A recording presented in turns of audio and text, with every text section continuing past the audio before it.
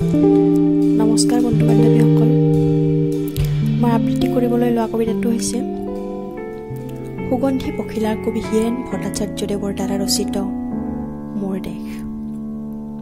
মোৰ প্ৰাণৰো প্ৰাণৰ, মোৰ গানৰো গানৰ মোৰ দেশ। মোৰ প্ৰতিটো কামে, মোৰ প্ৰতিটো চিন্তাই এই দেশৰ বুকুত ৰচে হয় সোণোৱালী ভৱিষ্যতৰ সপোন। মোৰ জীৱনৰ আহে আহে মোৰ যৌৱনৰ কোহে কোহে সেই সপোনৰ কলৰল।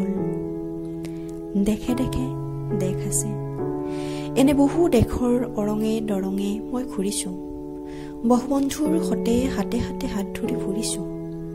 কেতিয়াবা সাগৰ পাৰত, কেতিয়াবা খেজুৰ তলত, নতুবা পাহাৰ তলিত খন্তেক জিৰাইছোঁ।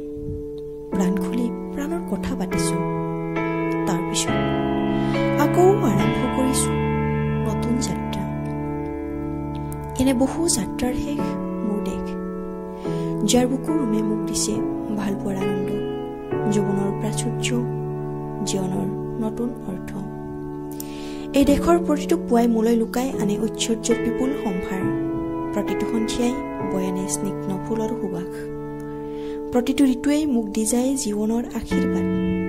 এই দেশৰ বাবেই মই জীয়াই আছোঁ, এই দেশৰ বাবেই মই জীয়াই থাকিবলৈ মৰণ পণ কৰিছোঁ। ৰনোৱা বনোৱা হালোৱা এই সকলোৰে মাজত আছোঁ মোৰ দেশৰ বাবে। অনৈক্যৰ মাজত ঐক্য হৈ, বিৰোধৰ মাজত সংহতিৰ সম্ভাৱনা হৈ মই আছোঁ। জিৰণি মৰণি সয়ুনি সপোনি এই দেশৰ আহ্বান মই শুনিছোঁ। শত্ৰু মিত্ৰ সকলোকে মই চিনিছোঁ, সিহঁতৰ অন্তৰ মই বিশ্বাসেৰে জিনিছোঁ। শান্তিৰ চৰাইজুৰিক আজৰি ভৰাই মই দিছোঁ ভঁৰালৰ এমুঠি ধান, পৰাণৰ একোটি গান। আৰুতো মোৰ একো নাই। মোৰ দেশ, মোৰ কল্ললিত সপোনৰ উত্তাল তৰংগই মোক লৈ যায় গভীৰৰ পৰা গভীৰতৰ